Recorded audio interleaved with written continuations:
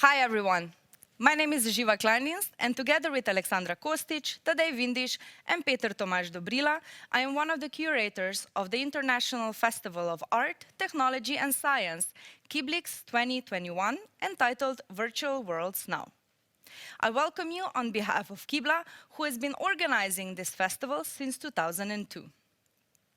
With a new long-term focus of KIBLA on XR technologies and art, in scope of VRUK, Network of Art and Cultural Research Centers, and considering that the past year has probably been the most virtual year we have lived so far, the key question we're asking for this year's festival's edition is, what are the virtual worlds now?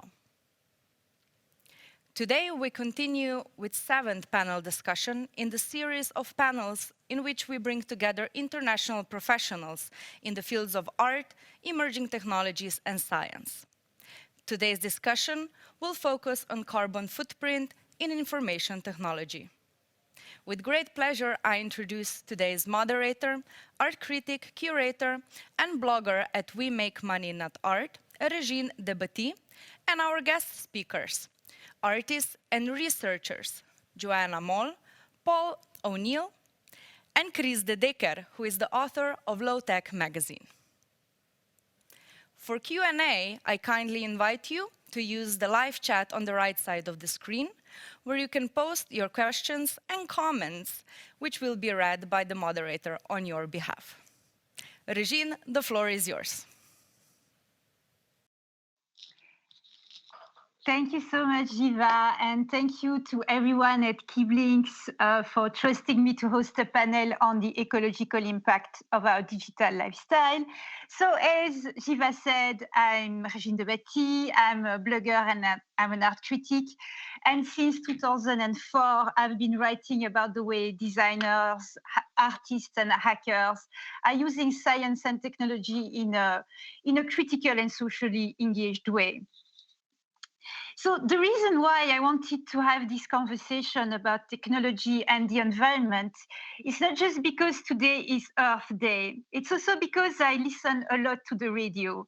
And over the past few months, I noticed that each time a journalist was asking an expert in, I don't know, economy, politics, or culture, when the journalist was asking the expert about any possible positive aspect of the pandemic, then usually the experts would say something like, well, the coronavirus is positive because it has accelerated the digital transformation, whatever that means. And indeed, one could say that the digital technology has enabled some of us, not all of us, but some of us to survive mentally and professionally. So we spent the past year streaming movies, working from home, attending Zoom meetings. We also watch video conferences. Suddenly, we don't need to drive to the shops anymore because our good friend Jeff Bezos has made it so easy for us to get cheap stuff delivered on our doorsteps. And some of us even sweat through online exercise classes. All of that from the comfort of our own home, which is, lovely. It also means that we take far fewer planes and that we don't use cars as much as we used to. And surely this is great for the planet. Now, the problem is that even though the coronavirus is not following us online, our carbon footprint does follow us online, and it can be a very heavy footprint. It's not just the online spreadsheets and the conference platform we used during the pandemic in order to work. It's also the much talked about new and emerging technologies like 5G, like the blockchain and the non-fungible tokens, like the artificial intelligence and the autonomous cars, etc. They have really a dramatic carbon footprint. Alors, bear with me because I have a few numbers for you. In 2019, the Shift project, which is it's a French think tank that is advocating for the shift to a post-carbon economy. So in 2019, they estimated that the digital sector was responsible for 4% of greenhouse gas emission. That's if you take into account the life cycle of devices used. And it doesn't look like a lot, but it's actually similar to the amount produced by the airline industry globally. And these emissions of the digital are, you will not be surprised, they are rising and rising. Some have calculated that by 2025, they will reach something between 6% and 8% of the global emissions. And obviously, this pollution is absolutely not compatible with the Paris Agreement goal to limit global warming to below 2 degrees Celsius. I'm going to ask if someone has kept his or her microphone open, because I hear like someone drinking and yeah. So yeah, as I said, it's starting to get worrying. I have another figure for you, and please don't close this video yet, because I'm going to tell you that transmitting and viewing online video accounts for a large portion of these emissions. And the Shift project, again, also calculated that a quarter of the videos watched online are porn videos. So I leave the figure there and let you draw the conclusions you want from it. And finally, in 2019, the digital has consumed roughly 10%, perhaps even more, of the world electricity. And some of that electricity relies on burning fossil fuels. Of course, things are not that simple. These figures depend on where in the world you are using. Internet users in Europe and in the US have a disproportionately large footprint compared to other parts of the world. I also need to say something very briefly about the physical, the material, and the very geological dimension of digital technology. Because even a single email exchange requires smart devices, but it also relies on very heavy infrastructure, such as undersea cables and data centers. And these too, they involve massive extraction of minerals, appropriation of water, use of energy, and toxic chemical processes. So to come back to the acceleration of the digital during the various lockdown restriction of the past few months, it has been estimated that traffic internet has risen by 35 to 60%, again, depending on the country.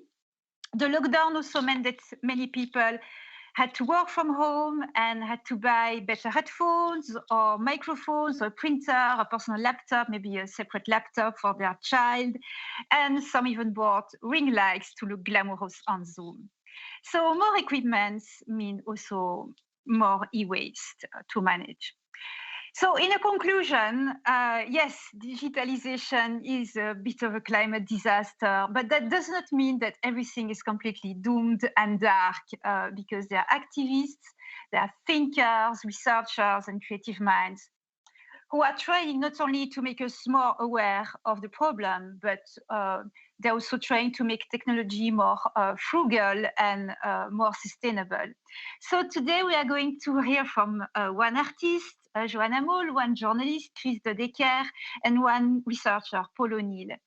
Actually, none of them can be summed up in one word, because each of their practice also involves plenty of investigation, of activism, of creativity, and knowledge sharing. So yeah, that's it for my fairly lengthy introduction. And we're going to start this panel with Joanna Moll.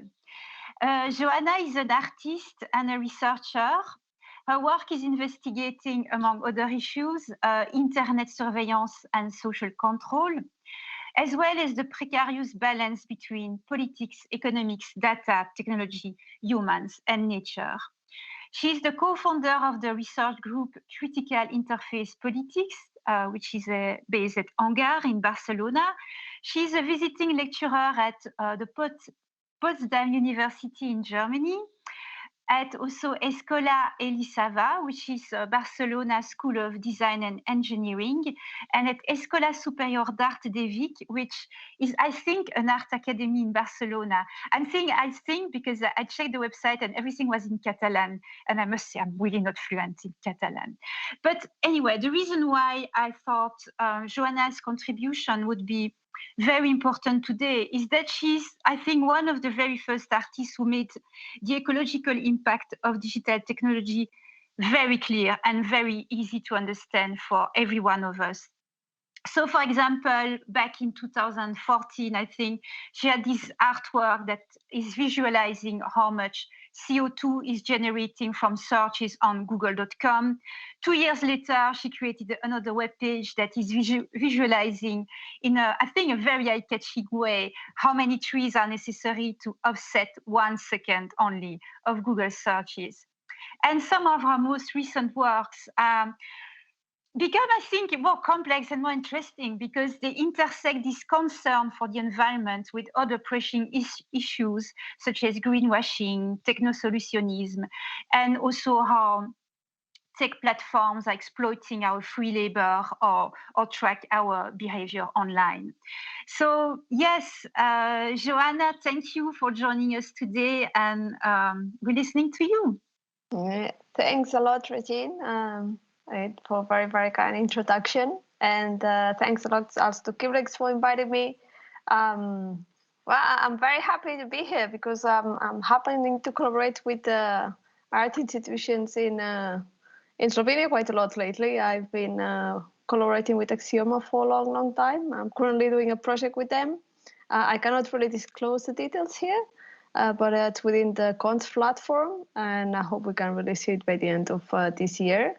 So it's also like in terms of carbon footprint of society and data and a lot of other layers that, well, I can talk about it later on this year, hopefully. So I'm going to share my screen.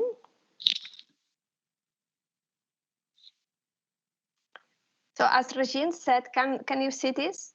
Yeah. Yeah. So this project, I released it. No, okay, I'm having a problem sharing it. Just a sec, I'm going to stop sharing and I'm going to share the browser, because if I can do that, I'm not sure what you're seeing now. You still see the... Yeah.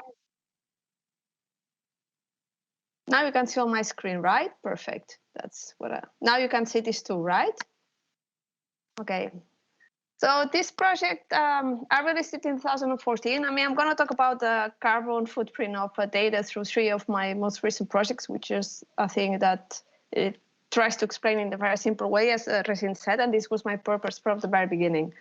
So this project is called CO2 Girl, and I did it in 2014. And it came from a very silly question. I remember it was 2013, and I was sitting at home in front of the screen, and suddenly like this question popped up in my mind, and was like, okay, how can it be that this works? This cannot come for free, all this data here, right? And at the same moment when I asked these questions, like, of course not. And I felt so stupid. And in that moment, I felt that it was very worrying that this equation wasn't embedded in the social imagination. And it was terribly urgent to make this visible. So then I just did this project in 2014 after I did almost 1 year of research in the topic, because back then in 2013, there was information, but there wasn't that much information. And there was very little people that were talking about this. And we're talking about just 9 years ago. 9? No, not even 8 years ago, which is nothing. So this project is exactly what you see. It just calculates the amount of emissions derived from the global visits to google.com per second.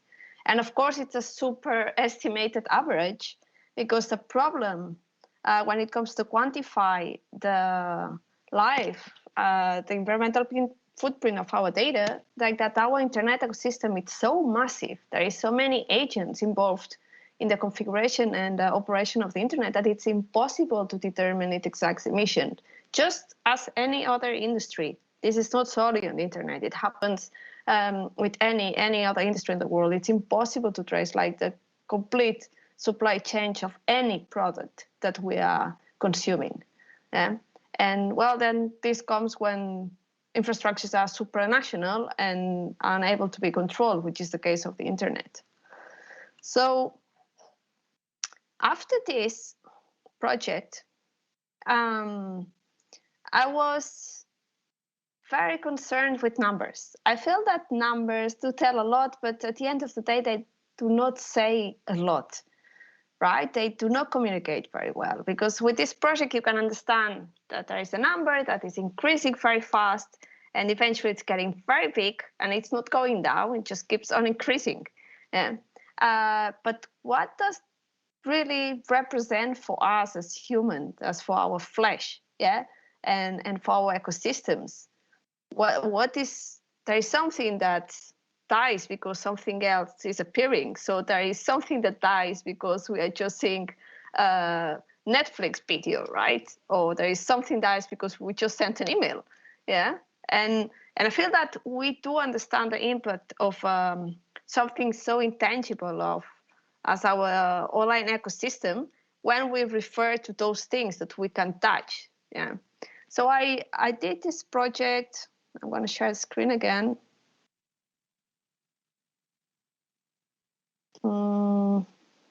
This bit. So I did this project, which is a very, very simple project.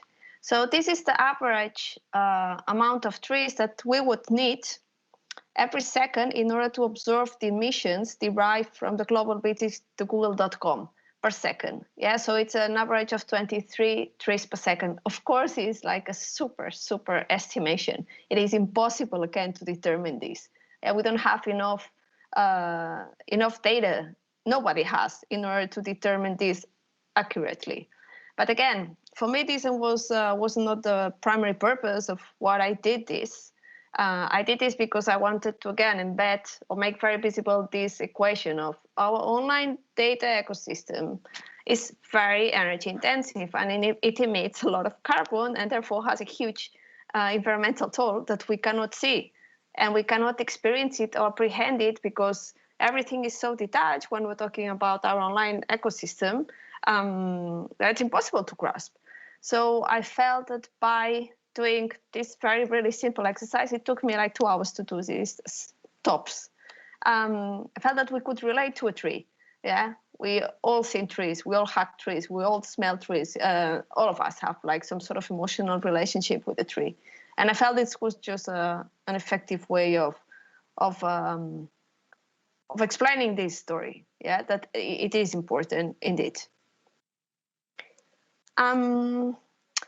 And finally, as Regine said, I've been researching very extensively the digital economy apparatus from many different perspectives, but I focused very much on researching all the commercialization of data ecosystem in terms of surveillance, online tracking, a lot of corporative surveillance, what's happening with the data, who is gathering the data, by which means all the user data is being gathered, etc., etc. So I launched this project. No, wait, I'm going to explain this different. Sorry. So I was very concerned for a while, and I am still working in it, about the heavy environmental footprint of all these data economy apparatus, but when it comes especially of gathering or taking user data, yeah, and what this represented for the user. So in order to explore this and put this, again, sort of equation into a spotlight, I did this project, which is called The Hidden Life of an Amazon User. Oops. Now I'm not sure. Okay. Yeah, something happened when I do this. Just a sec. I'm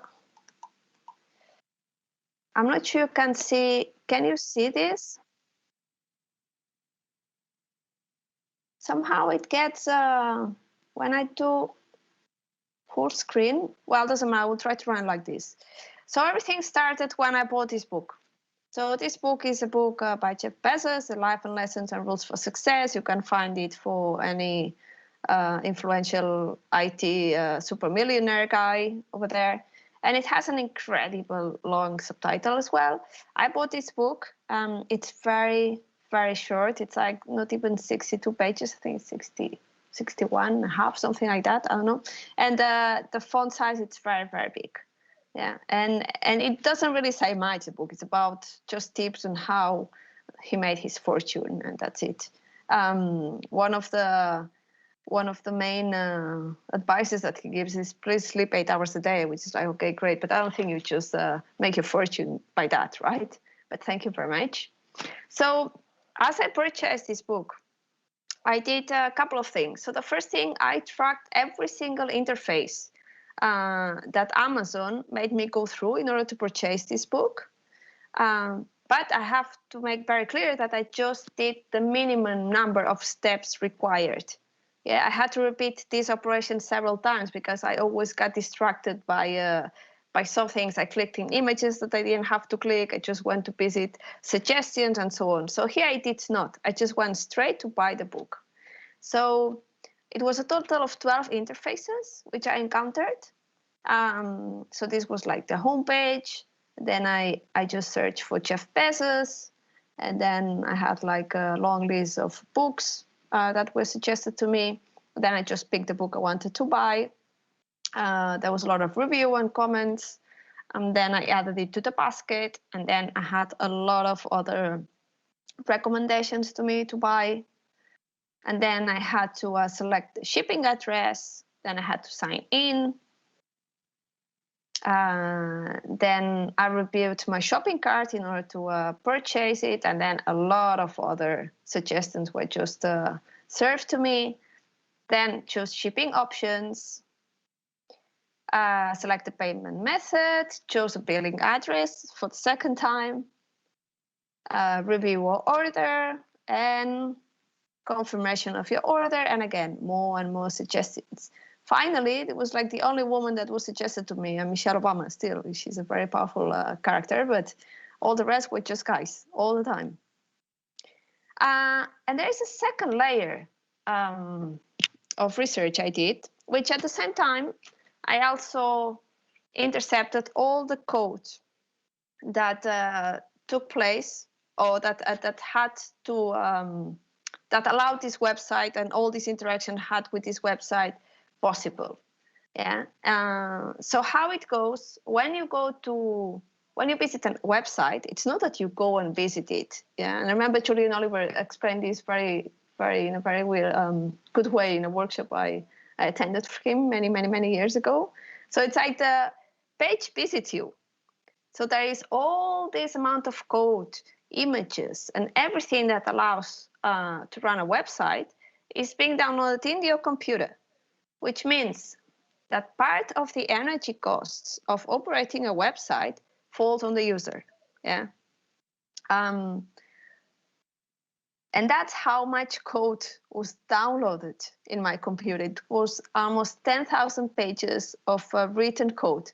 This is an exhibition that's actually in Halle right now, in Leipzig at Halle 14. And for this exhibition, I just printed all the code that I intercepted that was downloaded in my computer. It's, almost a little bit more than 10,000 pages worth of code. Yeah. So at the end, now I'm going to show you the project, but this project, what really talks about, it's this double exploitation of the user.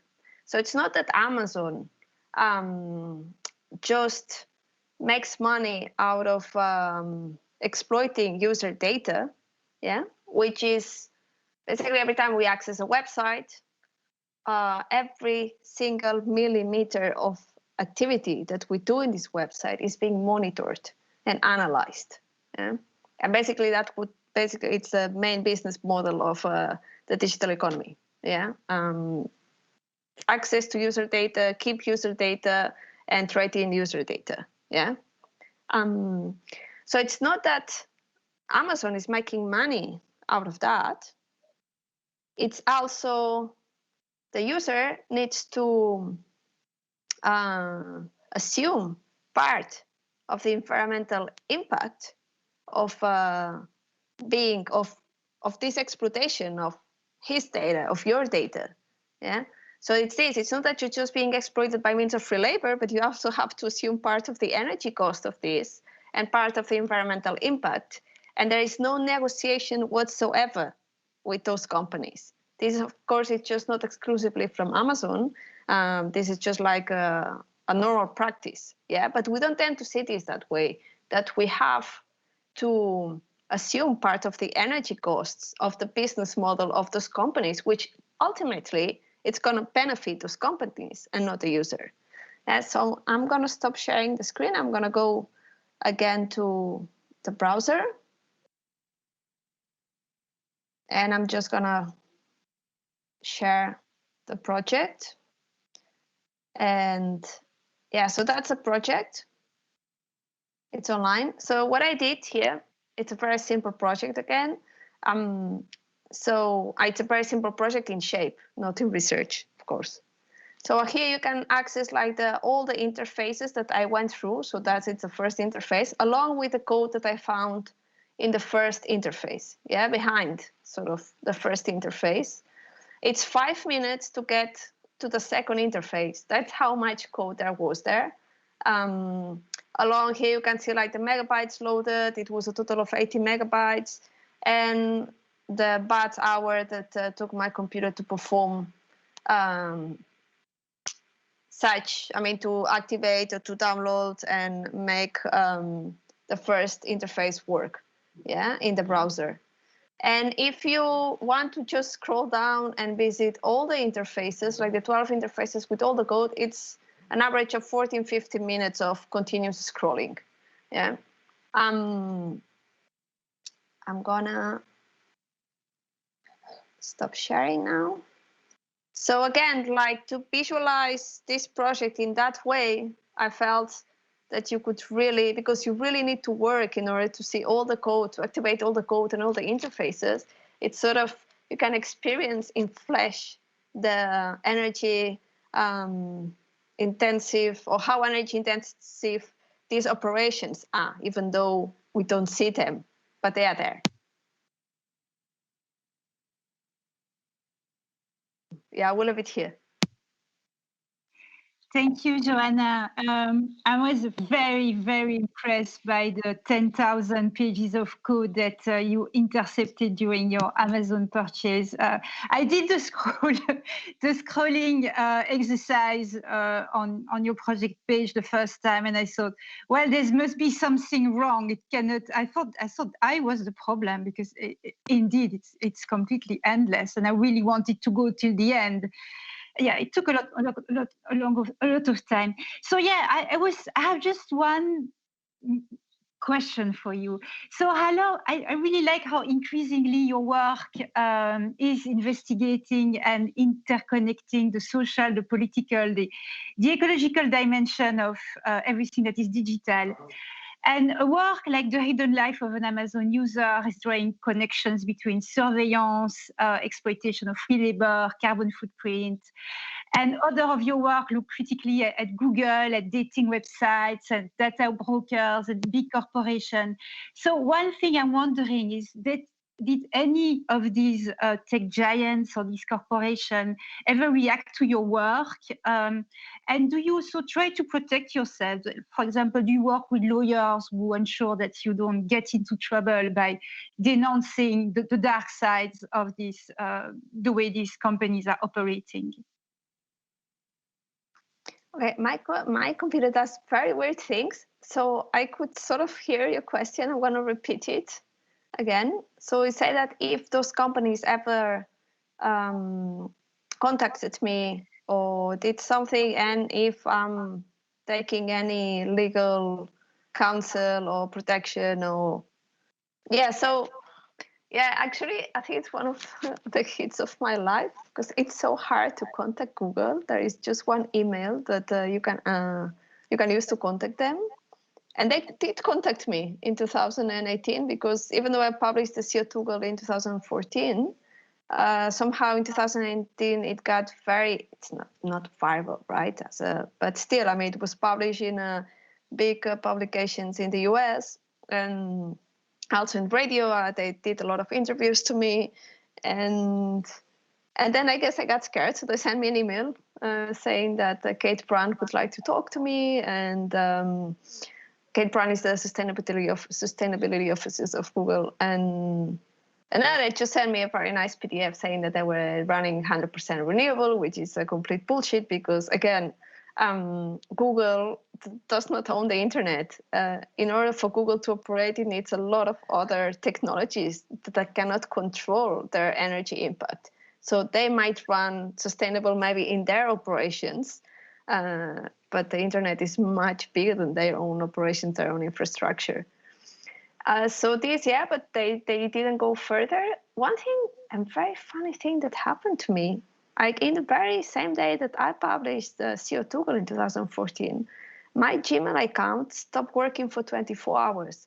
And I felt this was very weird because this never happened to me before. And it never happened to me in the future. So I'm not sure if it was like just like a casualty or it was because it's not that I made like a huge press release or something. I just shared it, I mean, in social networks. But and for these projects, when it comes to sustainability and so on, I don't think I need advice of the lawyers so much because those companies, they really want to have like this greenwashing, like, yeah, we're very sustainable. And I don't think it looks very good to attack like a poor artist that we're just pointing out things. It's not accusing them of anything. And I say this very clear, there is data that points towards this. That doesn't mean, that is absolute truth. But I did, when I'm working with surveillance and disclosing or like very dodgy practices when it comes to trading in personal data and user data, yes, I'm working with lawyers because it's very tricky otherwise, and you have to do it. So I hope this answers. I hope you heard me because really my computer does very weird things. I heard you really perfectly. I think there was I know you had to use an old computer because of the system KIBLIX is using, but I think we heard you perfectly. There was no break or anything. Okay, great. Yeah, thank you, Joanna. Let's move to the second participant in the panel. His name is Paulo Neil. He's an artist and a researcher. His practice and research is concerned with the implications of our collective dependency on network technologies and infrastructures. Paul is currently completing a PhD that focuses on media art practices that critique and subvert techno-solutionist narratives and histories. And as a reminder, because I used the word techno-solutionism before and I didn't explain, so techno-solutionism is this idea that when you encounter a problem, whether it's climate change or street crime, all you need to do to solve that problem is just to throw sophisticated technology at the problem and everything will magically be better. Anyway, Paul is based in Dublin, and Dublin is where Microsoft, Twitter, Facebook, Amazon, PayPal, Google, LinkedIn, and other major tech companies have chosen to install their European headquarters, or at least major offices.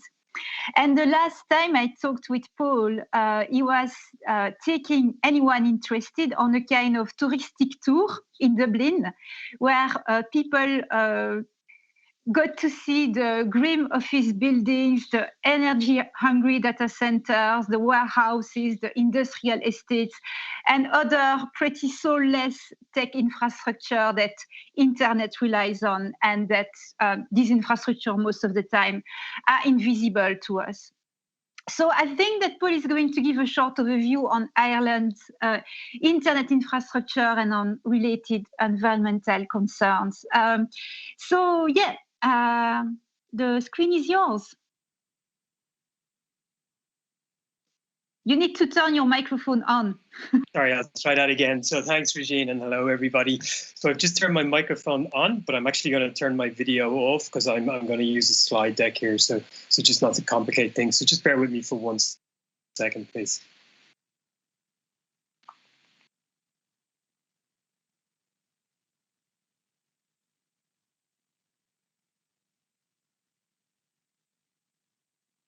Okay, so can I just check? Yeah, you're seeing my screen okay, everybody?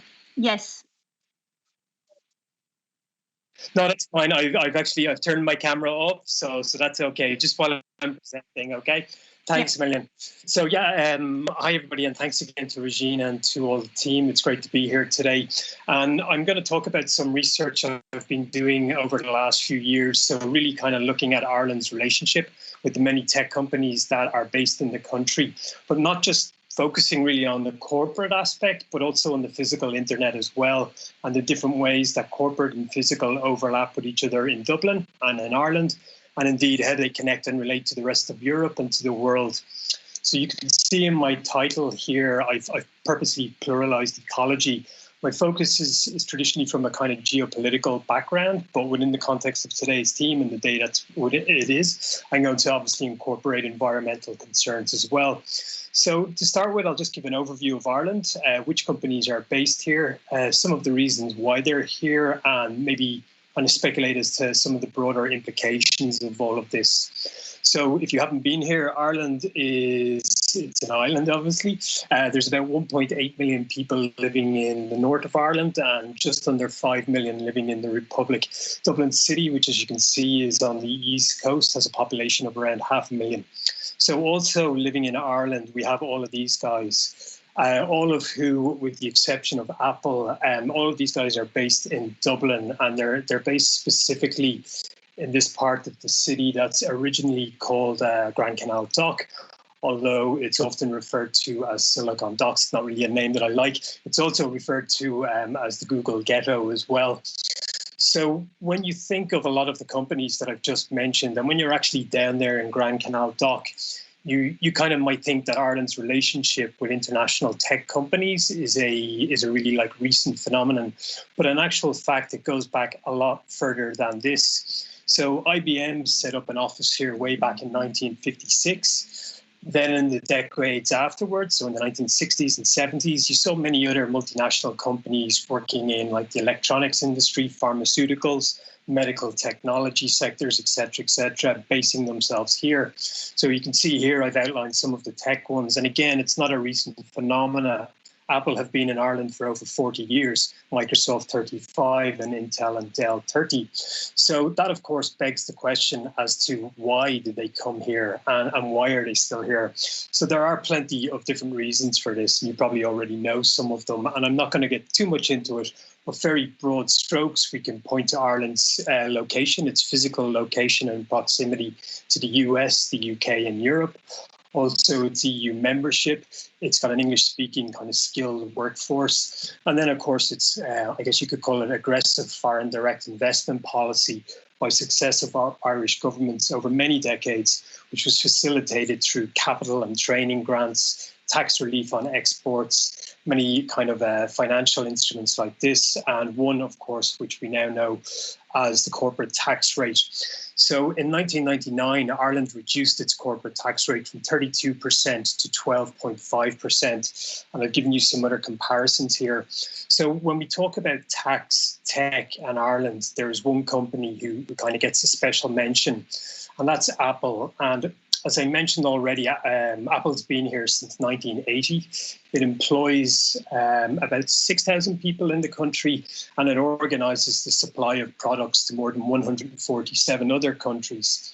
Now, in 2014, the European Commission found that Ireland gave Apple preferential treatment in relation to its tax affairs and ruled that the Irish state had to recover 15 billion euros from Apple in unpaid taxes. Now, this is where things get a bit kind of crazy. The Irish state kind of didn't want the money as it would set a dangerous precedent and scare other companies who are already invested in the country or were planning to do so in the future. So basically what has now happened, Ireland and the Irish state successfully appealed the ruling in the European courts. But the EU Commission have since appealed that decision. So this battle is basically still going on.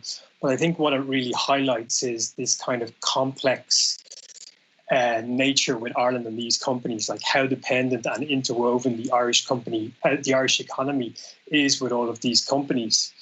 So hopefully that kind of gives everybody a sense of the tax issues in Ireland in relation to the international tech companies. But what about the implications of having them here in Ireland in relation to data? And for that, we can look at another popular platform.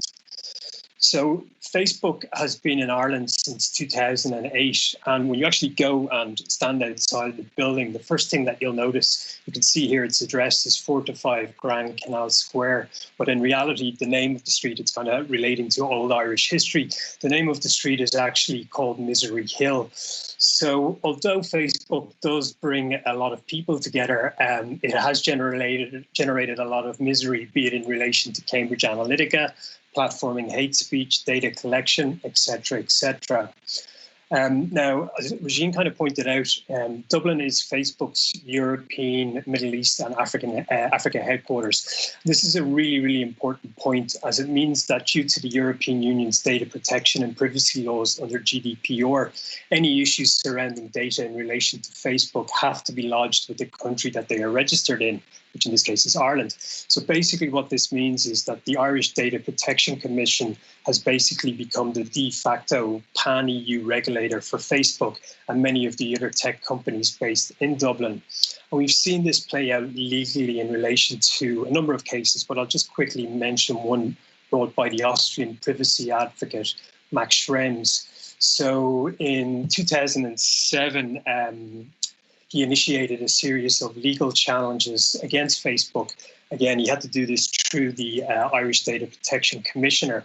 And this was in relation to the transfer of his data and that of EU citizens to the United States. So what happened there was a safe harbour agreement, which was a set of privacy principles developed to protect the EU citizens' data from being transferred to the US by American companies, was invalidated. Schrems was successful in this case, and since then he has new legal challenges against WhatsApp and Instagram, which of course are part of Mark Zuckerberg's network empire. But again, they are regulated by the Irish Data Protection Commissioner. So I'm going to show you an image now that I think I find quite interesting. So you can see here these two offices. Well, one is actually a convenience store. The office on the right is the office of the Irish Data Protection Commission, and it's in a town called Port Arlington, which is this small rural town about 70 kilometres outside of Dublin City. Now, to be fair, they have since opened a secondary office in Dublin. But I think this image tells us a couple of things. So, first of all, the attitude of the Irish government in relation to data protection issues. You know, it's kind of this out of sight, out of mind mentality. And also it kind of gives a sense of scale in relation to regulating these companies. And this scale is also apparent financially. So the budget for the Irish Data Protection Commissioner this year is about 20 million euros, which in comparison to obviously all the tech companies is absolutely nothing. So that is a quick overview of some of the financial and data issues associated with these companies in Ireland. But what about the more material, physical aspects of the internet? So first, let's kind of consider how Ireland connects with the rest of the world. So there are about 20 different subsea cables landing in Ireland. 16 of them are in the Republic. And they vary in length. So the shortest one is 120 kilometres and it goes over to Wales. The longest is about 12,000 kilometres and it connects to the US as well and the UK. And all of these cables connect to connect to either the United States or England, which is really interesting when we think of Ireland's historical relation to these countries in terms of trade and emigration. But now this relationship is increasingly centred on data. And if you look at the map here, you can see that there's actually quite a lot of activity of these subsea cables, specifically in Dublin. So one of the reasons for that is if you look at this blue line here, this cable here, it's the T50 fibre optic cable, which kind of up in the north here, it's close to the sea where all these cables are coming in. And it stretches kind of around the city. It's about 44 kilometres long. And as I said, it starts close to the subsea cables, but it follows the route of the M50 motorway, which is really a nice example of media infrastructures being built upon each other. So this cable was built originally in 2001 to offer connectivity for many of the business parks in proximity to the motorway. And these business parks would have hosted many of the kind of the tech industries that I mentioned earlier on. But as a consequence of this, another industry that has emerged in these business parks is this one, the data center industry.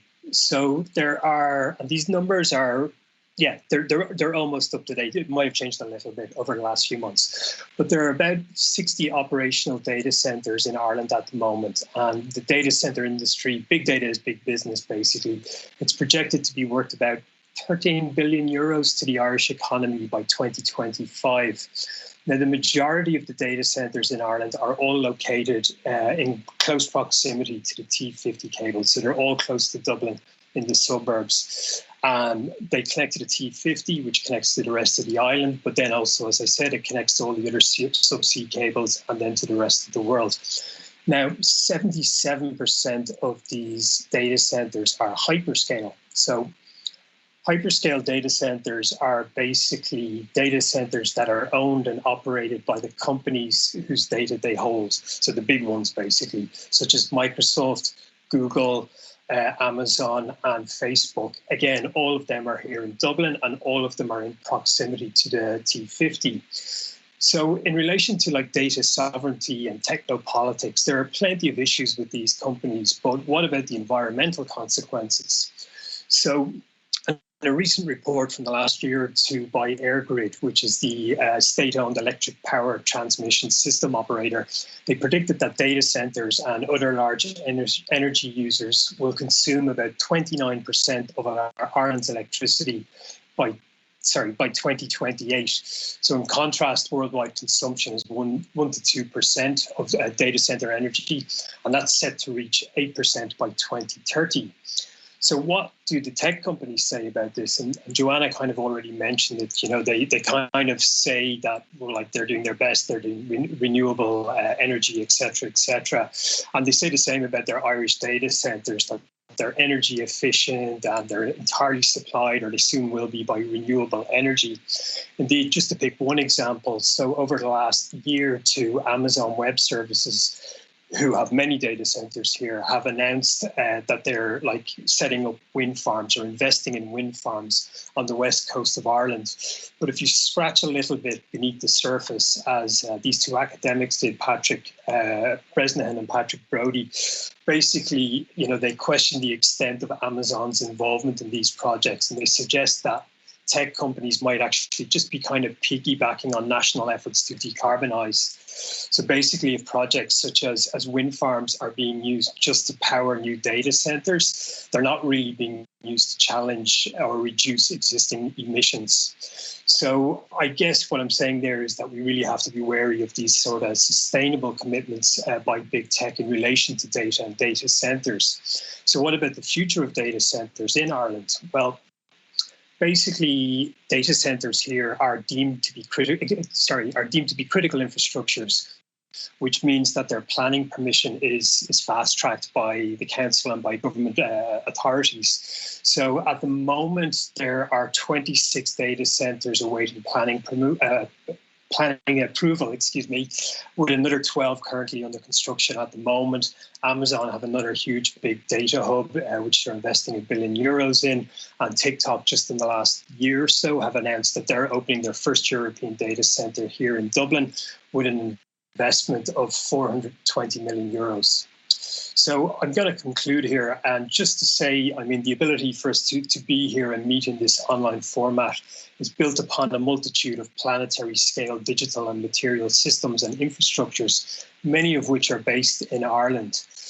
So whilst Ireland is like a very small and peripheral country within the context of the international system, a combination of geographic location, transnational agreements and alliance, alongside economic opportunism, has seen the country kind of develop into a key node of the internet's infrastructure. But of course, this comes with enormous responsibility. There is a need for more regulation of these companies, alongside increased transparency in relation to their financial practices, their data responsibilities, and of course, their environmental commitments. So whether Ireland is truly capable, or any country is truly capable of regulating these companies, is unclear, but that should not diminish the need or obligation for us to do so. So thank you all for listening, and I'm going to end my screen and come back. Thank you so much, Paul. That was really fascinating. 29% of Ireland's electricity, that's just mind-blowing. You know, what I'm wondering is that, so obviously I know your work, and I know the work of other researchers and environmentalists in Ireland, and, you know, citizens. And I'm wondering, doesn't the Irish or the local Dublin government listen to the concern of people like you? How does the Irish or the local Dublin government balance the concern of environmentalists, researchers, activists, with the idea that Amazon and Google and other big tech firms are bringing money, job, prestige to their country? So how, like, I have the feeling, listening to you, that they give the priority to the big tech firms and not so much to the citizen, but maybe it's a very naive and superficial vision I have. No, I think it's to be honest, unfortunately, it's quite accurate. And I guess the reason, well, no, there's a multitude of reasons, and I definitely don't have all the answers, but I guess it's, again, this kind of historical thing that we've been so dependent in our history on these, whether pre-tech, you know, on different companies investing. We were, you know, very much like our economy was like pretty much non-existent for so long, and it's really only kind of now in the 1990s where it's emerged. So there's this kind of collective sense maybe of, like, don't rock the boat, you know. And there are people, of course, who are rocking the boat, and they should be.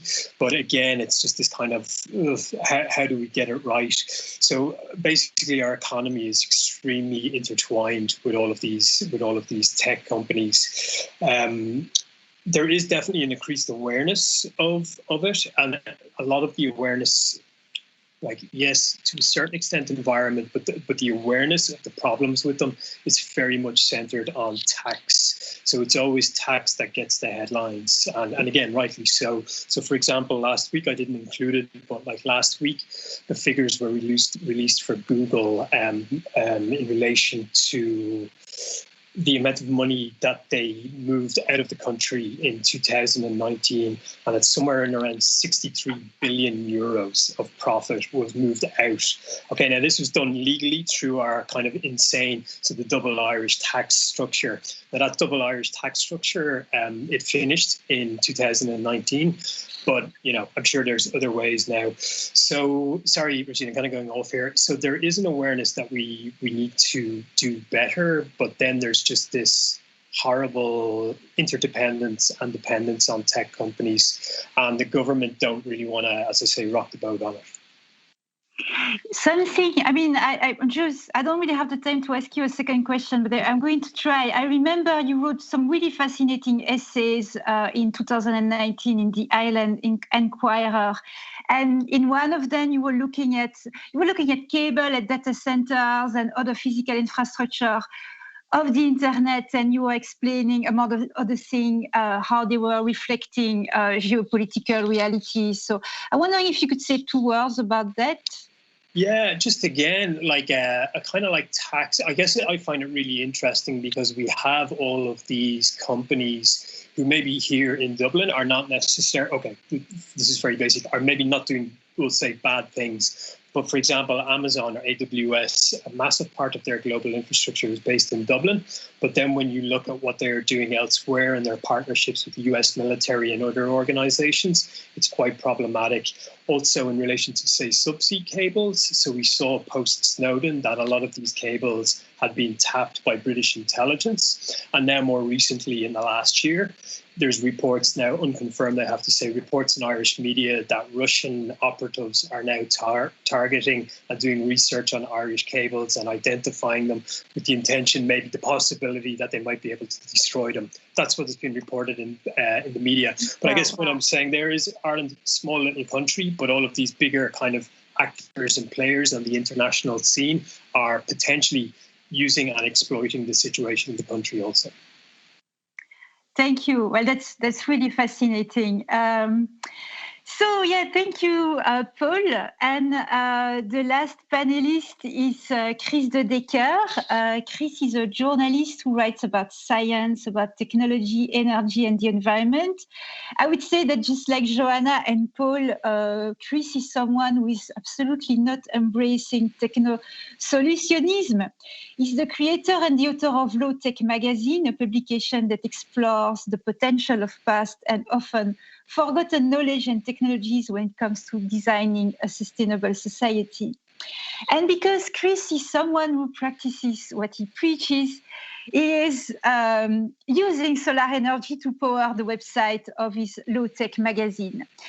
If all that were not enough, Chris de Decker is also the co-creator, together with Mel Smets, of what is called the Human Power Plant. It's an artistic project that looks at the possibility of using human muscle power to run parts of modern society. So, yes, Chris, thank you for accepting the invitation. And yeah, the screen is yours.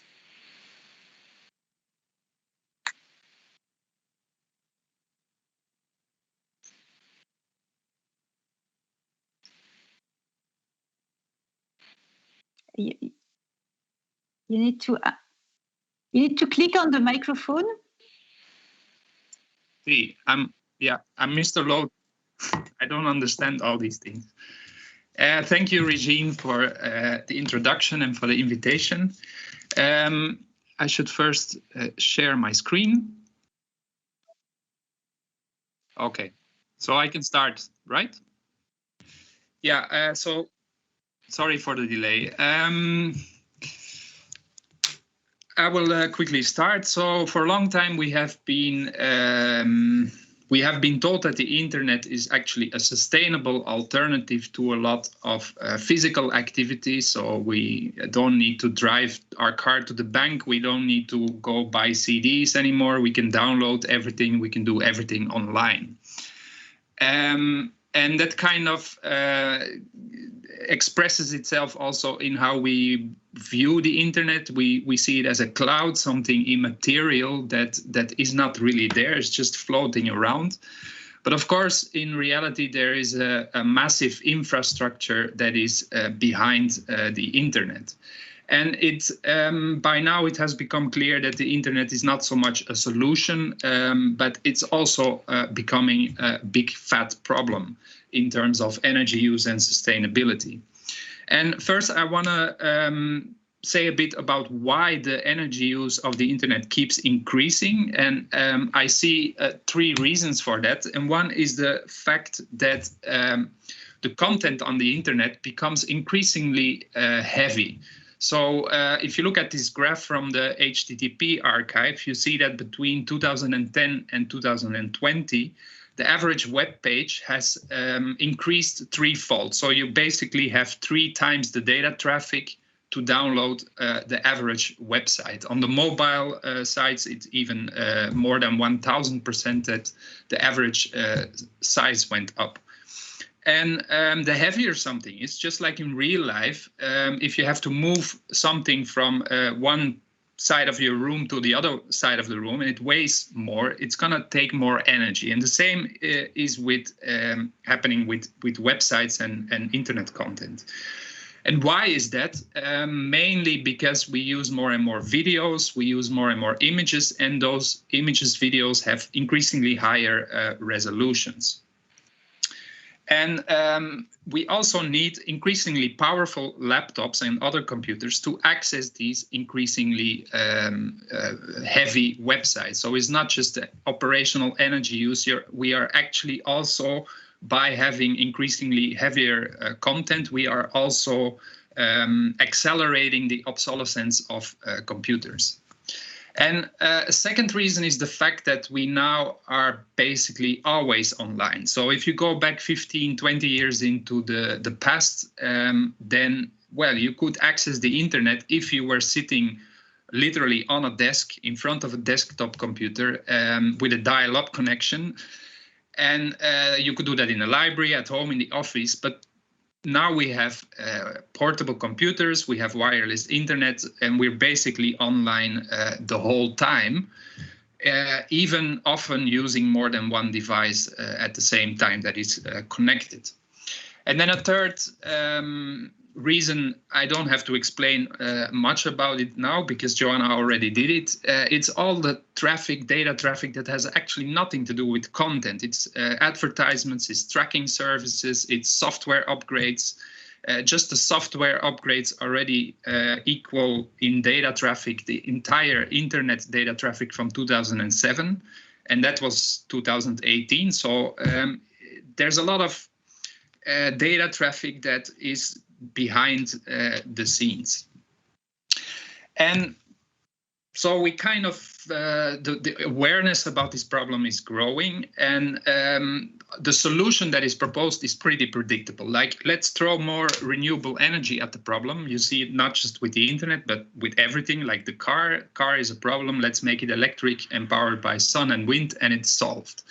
And with the internet, we do just the same. This is Greenpeace report, Clicking Clean. They publish it every few years, and in that report, they rank the big internet companies in terms of their use of renewable energy. And Paul already said showed some problems with that, but I have another example, and that's the Netherlands, which is has also one of the highest concentration of data centers in continental Europe. And there is a lot of protests recently because people have figured out that all these companies that come there, all these data centers that are built, they're actually using up all the renewable energy that is built in these provinces in the Netherlands. And that means that companies like Facebook, Google, Microsoft, they can say like, hey, we are now 100% renewable powered, but the households and the businesses that live in those provinces, they are back to fossil fuels, basically. So it doesn't really solve the issue. It's not as simple to just switch from fossil fuels to renewable energy. We also need to address these trends that make the data traffic and the energy use increasing constantly. Well, I'm a blogger also. I started in 2007, so I was and am still part of the problem. And often I got the comment from readers like, well, it's very interesting. You're telling us to be critical of technology, but you're using the internet to do that. And of course, I have not much other options because you have to use the technology of what the readers are also using, but I like to practice what I preach. And so when I got a chance in 2017, because I'm a journalist, I'm not a website builder, so I got an offer from two interns from RISD in the States, Lauren and Marie, to redesign the website. And that was like, okay, here's the moment to practice what you preach and build a low-tech website. But the first question is like, what is a low-tech website, and is it even possible to design a low-tech website? I also got Roel on board. He's a network artist, and he builds his own web servers also. And here is the result. That's the new website a few years later. It's now running for 2 years. And it addresses all these issues that I just raised. So first of all, it is lightweight. So we reverse the trend. It's about 10 times lighter, at least, than the old website. Secondly, it only transfers content. So there's no advertisements, there's no cookies, there's no cookie warnings, obviously. It's just content. You surf it absolutely anonymously. And yeah, third, it's solar powered. So we go with renewables, but it's not always online because the sun is also not always online. And at the same time, we wanted to make a low-tech, sustainable, low-energy website, but we also wanted to reveal the infrastructure behind a website, because that, by design, is like hidden. And it makes that people are not aware of the fact that the internet is actually a problem and not a solution. And yeah, so being in Barcelona or next to Barcelona, solar energy was an obvious energy source, but it immediately, from the moment you start with renewable energies, you immediately run into limits. And here the limit is basically the size of my balcony and the fact that it also has other purposes. So I didn't want to see the whole balcony disappear behind the wall of solar panels, and because then you cannot dry the clothes anymore, you cannot enjoy the sun. So from the moment you choose your energy source, you have set yourself limitations. And that means that you cannot run the typical server on a solar panel like this. You need to go to a much smaller machine, which we found in the Olimex 820. It's kind of smartphone type of computer, and it uses between 1 and 2.5 watts of power. And again, if you have a server like that, you're not going to run a typical website on it because it's impossible. So that is how we actually started to create within limits. And the interesting thing is that if you look at the web designer, say the typical web designer does not design within limits. There's nobody who tells that person that you should make your website so that it can run on a 50-watt solar panel. So that is actually the fact that our website is solar powered is not the most important. It is much more important to make people clear that they should build lightweight websites. But the solar is important in the sense that it makes clear that we have a limit. We don't have a limitless supply of energy. And the motto of Low Tech Magazine has always been, if you have a problem and you want a solution, all you have to do is look at it in a historical context, look to the past for inspiration. And I found it very surprising that even for a quite recent technology as the internet, it is also like that. So our website is inspired by the first website ever built, which is the one you see here. Late 80s, early 90s. And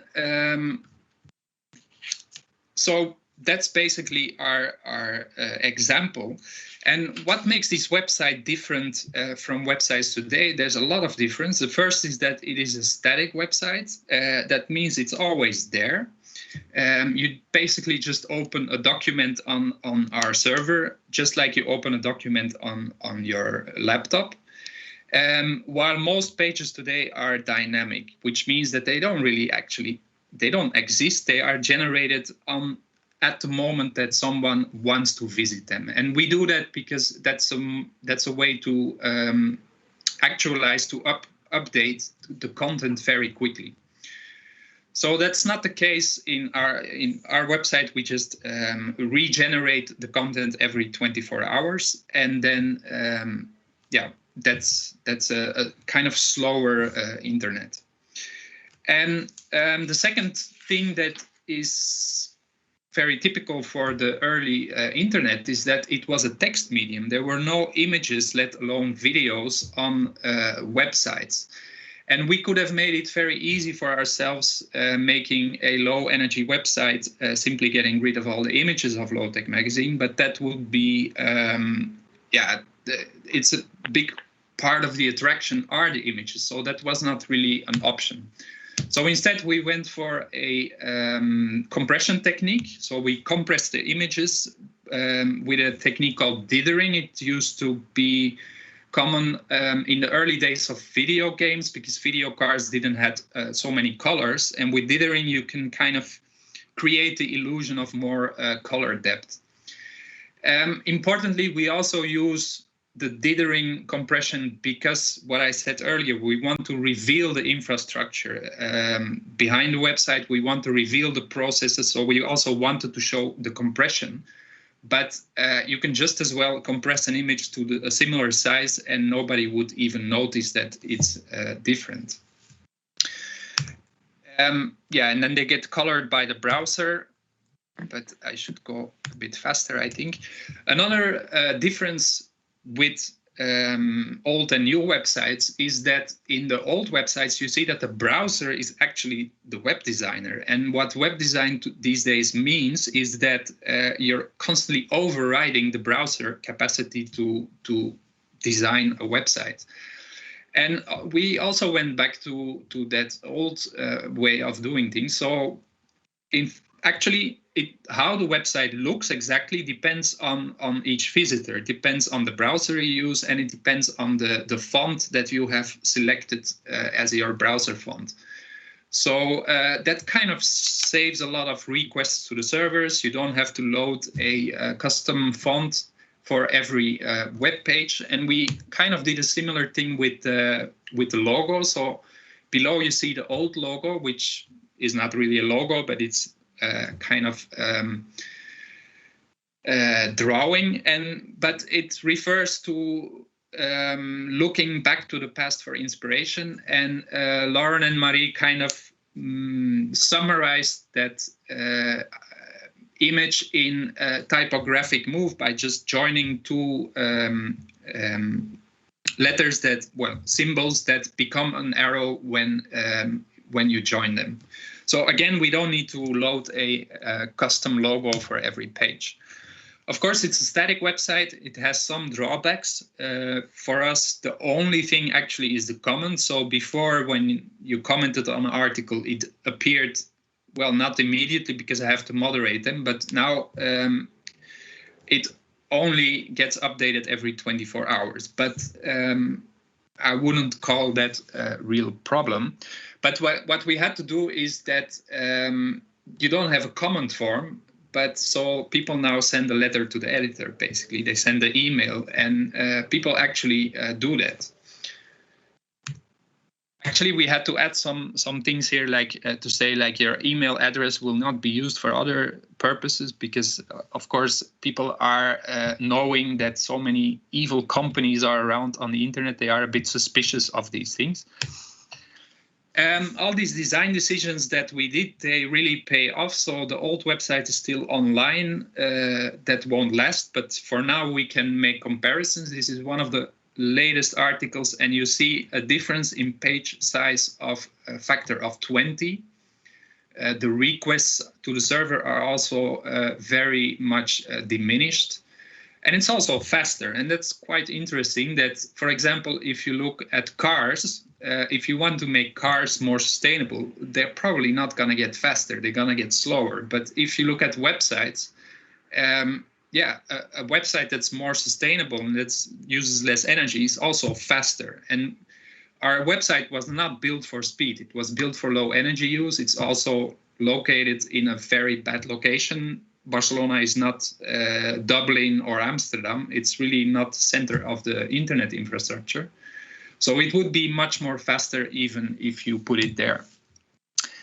And of course, by having a very light website design, you also allow people to access it with very old computers and very slow internet connection. So you can visit our website with a 99 computer and a dial-up connection, and it will still load within a reasonable time. Now, it's not just the solar panel that is it's not just the solar panel that has a limit, it's also the battery. So the problem with any off-grid power system is that you need to choose not just the size of the solar panel, but also the size of the energy storage. And the batteries are very energy intensive to produce. They are very expensive, and they have a very short lifetime. So they're the most unsustainable component in any off-the-grid system. And that's why we went for a quite small battery, and it keeps the site online through the night because the readers are across the world. It would not make sense to close the whole shop at night. And 1, maybe 2 days of bad weather, and after that it goes down. So the website just closes down, and you get this.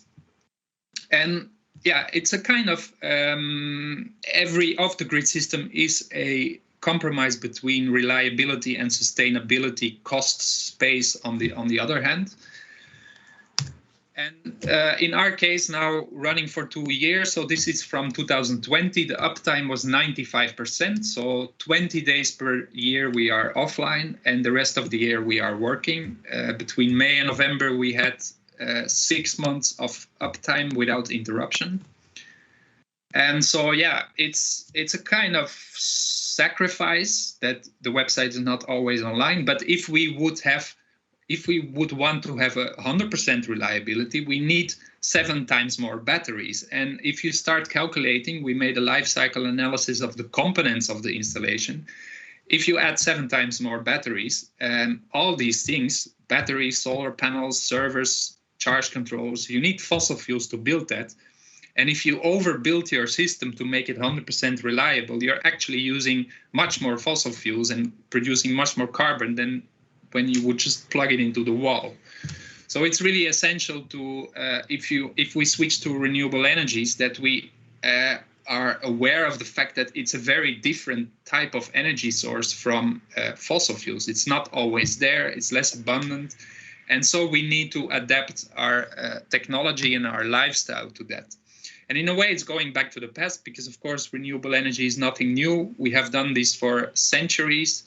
Windmills were kind of wind-powered factories. They just were operated when the wind blew, and otherwise people just didn't work the factory. Sailing boats, exactly the same. They work when there is wind, and otherwise they just don't work. It's very simple. And in that same tradition, we made our website not always accessible. Of course, people have proposed many ways to make it always available, but at the same time, since the fact that we are always online is part of the problem, I think it's not just a necessity, but also a good thing, actually. It's not something that I am sad about. Of course, it generates a bit of confusion. A website's not always online. So we gave the visitors some clues. One is the battery meter that you see here at 50%. And then, of course, there's a weather forecast because the readers are not in Barcelona, so they have no idea what kind of weather it is. And the accessibility, of course, depends on the weather here where I live. And yeah, you could say, like, you expect a lot from your readers that they should check the weather before they come to visit your website, but it's not just the readers, it's also for us. So when I want to publish a new article, for example, I need to first look at the weather report. Otherwise, I may launch a new article, all these links coming in, people coming in, and then the website goes down. That's not really attractive. And also, like, the regeneration of the site, we do it at 4 in the afternoon and only when the weather is good, because that's when there's most energy available. And then finally, because I'm afraid I'm running out of time, we made it a printed version of the website as a kind of ultimate middle finger to the internet, because in the end it's about the content, and the book is hard to beat when it comes to sustainability and accessibility. You don't need internet, you don't need a power supply, you don't need a computer, you don't need a civilization. You can read it on the beach, you can take it wherever you go, you can lend it out to others. So yeah, it's kind of the ultimate logical low-tech website is in a way a book, although the irony is now compared to the old website, the book is probably more sustainable, but compared to the new website, it's actually now the book becomes the problem instead of the website. So yeah, that was it. Well, thank you so much, Chris. I have an echo here. I don't know if it's normal. Can you, Chris? Okay. Yeah. Wait. Yeah, Chris, I have a question for you, because I'm wondering about the vocabulary you are using, because you are talking about how valuable low technology can be, mostly on your website, of course. But then when I hear you talk, or when I read some of your article, I'm seeing example of what actually sounds like very smart technology, because you take externalities such as waste and pollution into account. You find solution to many energetic problems posed by digital technology, and you get things done. So to me, it sounds much smarter than the smart technologies that are sold by, I don't know, Apple or Samsung or whatever.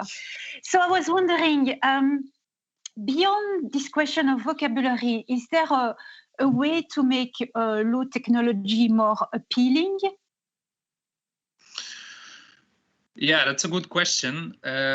From the very beginning in 2007, when I started the blog, people told me like low tech is a very bad name. It sounds negative. And I heard similar discussions now in the degrowth community. Like it's like people are saying, no, you should not use degrowth because it sounds negative. But I think in both cases, the terminology, the vocabularium is exactly saying what it should say. And it is, of course, a how I cannot find the word, provocative. And because it's all about high tech and it's all about growth, and by simply dropping that word low tech or degrowth, you actually can make people steaming mad. And especially in the beginning, it got better, but I have had a very aggressive reaction sometimes to the fact that you dare to challenge the concept that technological progress is always a good thing and that you should accept it without any critical thinking. It's very widespread way of thinking, I guess. I mean, in my opinion. I think the reason why I picked on the word is because if you look at the other side, it's always about cloud computing and everything is invisible and seamless and intangible and that kind of, yeah, I'm sorry, it's lying. And yeah, so yeah, anyway, great answer. And actually, I wanted to draw also Paul and Joanna in the conversation because I have questions for all of you. And the first question relates to what you've just said, Chris. So I don't know if you know, but the French President Emmanuel Macron would probably call you, Chris, especially, but also perhaps me and Joanna and Paul. He would call you an Amish. In France, there is a fairly powerful movement of citizens, of designers and activists who are questioning the need to implement 5G technology because they're afraid of the kind of impact it's going to have on the environment. And so last September, Macron was interviewed he was asked something about the concern related to 5G. And he really dismissed the concerns of the activists and the environmentalists. And he said, I don't believe in the Amish model. So I'm going to play the devil's advocate and I'm going to stand with Macron here just for a minute. So what if I told you that the technology models that you advocate belongs in the past and that technology needs to adapt to the changes society is undergoing? So how would you answer that? Yeah, well, I see it as a compliment. I mean, I'm a big fan of the Amish. And it's to start with what Macron says is not true. They don't live in the past because as Kevin Kelly noticed a few years ago, they are actually slow hackers. They just are slower in adapting new technologies and more selective. So I think actually, and I use them also as an example because it's one of the few societies that actually, instead of just swallowing whatever comes around, when there comes a new technology, they use it for a while, they give it to some of their members and they start using it for maybe 10 years. And after that, they decide whether they go with it or not. And I think it's exactly something like that we need in our world. Not just what Macron is like, whatever is new is better and we have to accept it and shut up. And that, I think, is a very naive and dangerous. And I think the Amish actually are an example of how you could deal with that in a better way. And it doesn't have to result in a lifestyle that they have, because also if you look at the Amish, there's dozens of different groups and they all have their own technologies. It's not one big, they're not all the same. Maybe, Paul, I think you wanted to say something? Just to really say, yeah, I don't agree with Macron at all for many reasons. But no surprise there, really. I mean, very broadly, there's always a healthy need to critically engage with technology, whatever technology it is. We shouldn't be just consuming things automatically. And if anything, like the kind of rapid growth of technological infrastructures over the last 20 years, so kind of post-Web 2.0, like all the problems we've had with that, surely like that alone makes me want to question it. Then also I'd say that like progress and innovation that is not, surely we're at a time now of awareness where progress and innovation that is not ethical or sustainable, it's not really progress or innovation. So yeah, I don't have time for what Macron is saying at all. I think that, should I? Yeah, go on. I think that the problem also with 5G, I mean, aside from the fact that you need to install new technology and what's going to happen to the 4G technology, 3G technology, where all this technology is going to go, like, you know, like physical objects and everything else. I mean, let alone all the energy and all the environmental impact that just to produce and install all these new technologies, 5G technologies will mean, right, in general. But it's also the problem with 5G, and here's where I see like a huge major problem, is what it's going to enable. It's going to enable that people will produce much more information, and that people will just produce more, and then the production is going to increase and everything is going to increase. I read this article a long time ago where it said that now on average we're producing around 2 gigabytes of data per internet user per month, and with 5G this is going to increase up to 30 gigabytes per month per user. This is ridiculous. We really don't need this, right? So I think it's this problem that they are talking about. Yeah, it's going to be much more efficient, but again we have like this huge paradox of efficient, so-called the Chapman paradox, that when something is much more efficient, maybe the technology is going to waste less, is going to need less energy to operate than 4G and 3G, but the demand is going to be higher. So then you have it, that there is nothing left of efficiency. I mean, as you know, industrial modes of efficiency, whatever it is. But yeah, that's a huge problem, indeed. And I think one of the concerns I read related to 5G is that people think that's ridiculous. We would have to buy new devices, new smartphones. Yeah. And this actually brings me to another question I have. I'd like to get your opinion on the Fairphone, because it is a more sustainable and more, not just you, but you too. Because you know what I think about it. Yes, but okay, so the Fairphone is this more sustainable, more ethical smartphone that was launched in the Netherlands in 2013. And what surprised me the most about it is that everyone was and still is very enthusiastic about it. And I'm surprised that it has not massively influenced, I don't know, Apple or Samsung.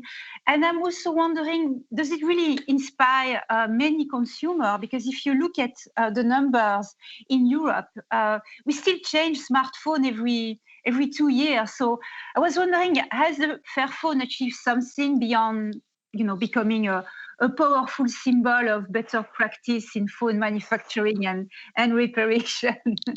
Yeah, you're laughing. Well, I mean, because I had a Fairphone, I had such a bad experience with Fairphone, to the point that, you know, it's what Chris said. I mean, I don't think they practice what they preach. I mean, they try, but my own experience, and this personal, but I had 3 friends that had the same experience almost simultaneously like me. So I had a Fairphone and my screen broke. So they say, okay, we don't have a replacement, but we're not going to have a replacement ever. That's it. We're not producing this anymore. And I couldn't use my Fairphone. And then the thing is, like, I couldn't change my screen with anything else, because it would take a very specific size. I went to every technology shop, like in the center of Barcelona. It's full of, well, you know, full of very cheap stores where you can get replaced almost anything. I could not do it. And it's like, okay, so you had this policy of a modular phone. Then I also told me that they never said that they were a modular phone company, which is like, what? Anyway, I had a very bad experience with them. So at the end, I had to buy a new phone because I couldn't change the screen of my modular phone. Yeah, I couldn't. So I'm not a good, a good reference for this. Sorry. I don't know if Chris, I heard in an interview that you don't have a smartphone, so I will show you my phone. That's my phone. Ah, Nokia. Yeah, no, I really don't want a smartphone. The question is, how long am I gonna be able to keep living without a smartphone? Especially now with the vaccination passports and all these things. Let's see how long it lasts. But yeah, I hope I never have to buy one. And actually, about this Fairphone, there is a study, a life cycle analysis, that concluded that only 30% of the Fairphone can be recycled. So it's an intent, but I think we need to do more than that. Yeah, it's still better than And actually, like, a smartphone is of course pretty recent technology, but if you look at laptops and you say like we need modular laptops, yeah, that's what we had until 10 years ago. It's what we had. I mean, a ThinkPad is a modular laptop. You can replace everything. You can do it all yourself. There's manuals. And now people are like, we need to evolve towards a circular economy. And then I think, yeah, but that's where we just came from, you know? Yeah, it's economic. There's no technical reason that they sell us these crappy devices. It's just to make us keep buying new ones all the time. You know, I have a problem asking each of you questions because I think so much like you for many on many regards that I think like, oh, my question is stupid. I kind of have a sense of what you're going to say. So let's go to the next cliche, which is this idea of green sustainable growth that is made of, maybe Fairphones, but certainly of reusable coffee cups and data centers that are powered by wind turbines. And recently there were these stories about carbon offsettings to address the pollution generated by NFTs. And these are the kind of feel-good answers that designers, businesses, and also people like to hear. So what would you say are the main misconceptions around concepts like sustainable innovation, sustainable design, green growth? Yeah, you cannot have green growth to start with. That's an oxymoron, you know. Mm-hmm. If you grow, that means you use more resources, so that cannot be sustainable. For me, just like a marketing exercise to make capitalism live for a little bit longer, but it's really not going to sustain. And so again, as what Chris said, there is not such thing as sustainable development as we know it, and sustainable innovation as we know it. So your work, Ultimate Solvers, deals a bit with it, because when you click, you see all these fantastic ideas of the futures and all these solutions. And I thought, that's true. I didn't present it. We talk about it. That's true. Sorry. Yeah. Then I think since you are crushing this idea of green growth and sustainable future, it seems like I'm wondering how audible are you to the main public? And I'm going to give just a small anecdote. So last year, I was invited to participate in a panel that was taking place in a museum in Ostend. It's in the north of Belgium. And the audiences and the speakers, they were all curators. And the objective of the day was to think about art curating practices that are more respectful of the environment. And as long as the discussion was about, printing catalog using recycled paper, finding alternative ways to ship artworks, everybody seemed to agree and be happy, until I raised the question of the ecological footprint of the organizations' websites and of their digital and also non-digital communications. And then people got very angry at me. They said that was going a bit too far, and that I should not ask that much. And I think the problem, they were really angry, is I think it was because they were not expecting the digital to come up in the debate. So I was wondering how people react to your work. Do you feel that people are getting more conscious about these issues? And I'm going to try and ask Paul, because Paul, I guess you live a lot in an academic environment, and I'm wondering the kind of reaction you have to your exploration of the environmental and geopolitical dimension of the digital are received in academic context, and also maybe I suspect that maybe not the university, but you might collaborate with institutions in Ireland that maybe are getting fundings from Google. So how audible is your research? Yeah, I mean, can you hear me? Is it okay? Yeah. Yeah, sorry. Yeah. I guess there's always going to be that tension within academia. I think, famous last words, I think I'm okay because what I'm doing, it's very hard to dispute what I'm saying. I'm backing it up with the information. It's there. So academically, I haven't encountered too many challenges, but that could maybe I'm saying that and going, well, okay, I've never gone over to, say, the business school and presented my research. It's always been kind of maybe this element of kind of preaching to the choir. So that's something that I need to work on. Then, of course, as I kind of mentioned earlier on, we have this narrative of Silicon docs. So I guess I am kind of going against that. That's a little bit maybe problematic. But what can you do? You kind of still have to go forward. I guess in a sense, to kind of relate to what you were saying in relation to maybe the more public element. So sorry, in relation to funding from these tech companies, yeah, I mean, it hasn't really come my way yet directly, but again, there's always going to be some awkward moments, but in a broader sense with the public, maybe I'm being a little bit naive, and I was thinking about it earlier on that, okay, so first of all, in relation to the pandemic, I'm not over it. People are saying, it's going to change things.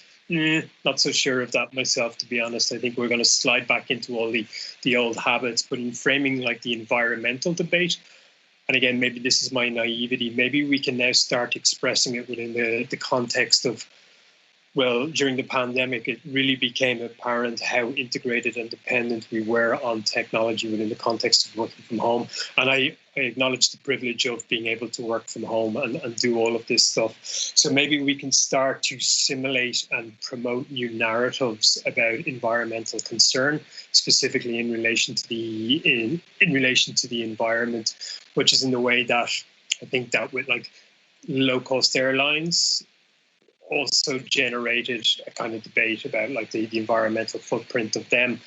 Another way I think is obviously the question of education. And obviously I'm not in school anymore. Okay, I'm in academia, yes, but at a younger level. I mean, I know in the last few years there's been this push and awareness of the need for a greater media literacy or a digital media literacy, very much in reaction to social media, disinformation, etc., etc. So I'm wondering, and maybe it's already there. Again, this is not my area, but maybe can we promote education about the topics that we're talking about today. So the digital, the carbon footprint of the digital, et cetera, That's, I guess I'm trying to be a little bit hopeful there. That's where I would aim a lot of my energy.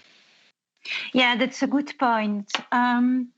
I'm wondering, so I'm coming back to you, Joanna. I'm wondering what is your experience about the kind of reaction you have in art institutions. So I know that in the field of new media art, you are like a superstar, and we all understand what you do. But I think you also work with more traditional contemporary art institutions. So I'm wondering if you are the strange one there, and if people really get what you do. I mean, yeah, actually, yeah, and that's why they invite me, I suppose, because otherwise I don't think they would. It's funny because yesterday I had this, not interview, but this meeting with a very traditional gallery in Madrid, and they offered me to be my gallerist or whatever, you know. They didn't even know what to offer because they didn't understand how I work or why I was doing what I was doing. And it was very interesting because I also don't understand why I need them either, right? But it was interesting that they really understood my work and they were really willing to do something with me, but they didn't know how to describe it in traditional art at all. No, and that's because it's also this mix between art research. There is a lot of investigative journalism, just as your work, Reggie, and also in what you do. So yeah, we have been very much in a limbo, which I think it's interesting. It's also very tricky a lot of times, but no, generally it's very well understood. I also think that, so one day I remember I was with Felix Stadler in Transmediale, and he told me one of my projects that it was very silly. But it's true in a very nice way. He didn't say it like that. He said it in a very nice way, in a way that they're very silly. I mean, they're very easy to understand. I think it's not silly. Okay, yeah, that sounds very bad, but it's not. In a way that they're very approachable. I think that there is no rhetorics hidden or anything. I think it's everything is very much in plain sight, and that's also what I try to do generally. So, okay, now I think I spoke too much, but yeah, I don't have a problem. It's very crystal clear every time, and I'm grateful for that. But the thing about your project, I think, especially the more recent one, is that they have several layers. You get the main idea very fast, and if you want to get deeper, people are still allowed to dig deeper into your work. So that's what I like. So I have really one last question, because it's already time. So the environmental impact of the digital is clearly a systemic problem. So where should we start? Paul talked about education, and I suspect it's a problem that should concern researchers, regulators, policymakers, manufacturers, service providers, etc. But how about us? What would you say to in very practical, easy solution for, if there are citizens and internet users? Is that anything that we can do where, we don't feel like it's just a drop in the ocean?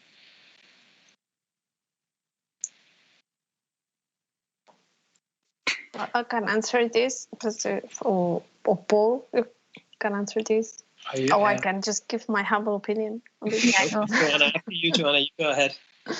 No, I think that it's very important to understand that this is a systemic problem. Yes. It's not a user problem or individual problem. Even if we try to solve this by ourselves, we can, just as any other critical problem related to any other industry. So it's really the system that has to be attacked and has to be changed. Again, I think that organizing ourselves in communities, it's always the best course of action, right? I'll leave it here, so I will allow Paul and Chris to have some time. Yeah, you can kind of try to kind of sabotage, like by having a phone like this, but you make your own life so difficult. And I can do it because I write about it, but if you don't, then you make it too hard for yourself. So it's really not something. It's also this typical neoliberal idea that the individual needs to solve the problem, and we should not buy that. It's just the system that needs to change. Paul, do you feel like adding something? Yeah, I think Chris and Joanna kind of got it perfectly, but yeah, just again, this idea that it can't be the individual, but also an awareness of inclusion into solutions and people that don't have voices, who may be more dependent, really need the tech, that I sometimes are going, this tech is bad, or we shouldn't be using it, or we should be using it less. So just an awareness that some people don't have that kind of ability to switch off as much as we might like them to, or whatever. Okay, so it's about time. So thank you so much to Joanna, to Paul, to Chris. I think you have all been fabulous, and I'm sincere. So I will give the mic back to Jiva and to the KIBLIX studio. Thank you. Thank you, Regine. Thanks a lot. Thank you. Thank you, Regine, Joanna, Paul, and Chris for being our guests today, and thank you for this very compelling discussion. Thank you to our audiences for watching, and follow us for more online KIBLIX program in the next weeks. Follow us at kiblix.org and our social media. In May, we are announcing also the opening of the international group exhibition KIBLIX 2021, Virtual Worlds Now. That's all for today. Join us next week and see you soon. Good night and take care.